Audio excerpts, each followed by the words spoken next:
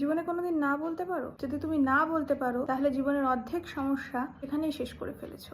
Good, keep it up. না বলা মানে স্বার্থপর হওয়া নয়, নিজের সীমাটা জানা। আমাদেরকে শেখানো হয় সবাইকে খুশি রাখো, কিন্তু কেউ কখনো শেখায় না না বলতে বারবার মেনে নিতে নিতে নিজেকে ক্লান্ত না করাটা। মানুষ প্রথম প্রথম তো না বলতে খুবই ভয় পায়। জীবনে একটা সময় না বলা শিখতে তো হয়। ভয় পায় কারণ মনে করে পাশের মানুষটা রাগ করবে, ভাবে আমি বদলে গেছি। রিসার্চে এটাই জানা যায় যে একটা মানুষ বারবার হ্যাঁ বলতে বলতে মানসিক শক্তি হারায়, এটাকে বলে ইমোশনাল বার্ন আউট। এটা একটা সিম্পল সমীকরণ, যতবার নিজের ইচ্ছার বিরুদ্ধে হ্যাঁ বলো ততবার নিজের মস্তিষ্কে স্ট্রেস হরমোন কর্টিসল বাড়ে। কিন্তু যখন তুমি না বলো তখন তুমি এক টুকরো শান্তি ফিরে পাও। এটা সেলফিশনেস নয়, এটা সেলফ রেগুলেশন।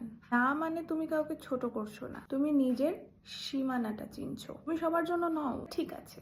না বলতে ইচ্ছা করলে না বলো, কারোর সাথে কথা বলতে না ইচ্ছা করলে বলে দাও, কারোর ফোন ধরে বেশিক্ষণ বকতে ইচ্ছা না করলে বলে দাও আমার ভালো লাগছে না, কারোর কোনো ঘটনা কোনো কাজ পছন্দ না হলে বলো ভালো লাগছে না, কোনো কাজ তোমার উপর চাপিয়ে দেওয়া হলে তুমি না পারলে আগে থেকেই বলে দাও। একটা ফোন ধরো না বললে পৃথিবী ভেঙে পড়ে না, একটা কাজ থেকে পিছিয়ে এলেও জীবন থেমে যায় না। যদি নিজের লিমিট না জানো তাহলে একদিন মানসিকভাবে ভেঙে পড়বে, তখন হ্যাঁ বলার মতো শক্তিও থাকবে না। তাই না মানে ইগো না, ওটা মেন্টাল ব্যালেন্সের গণিত।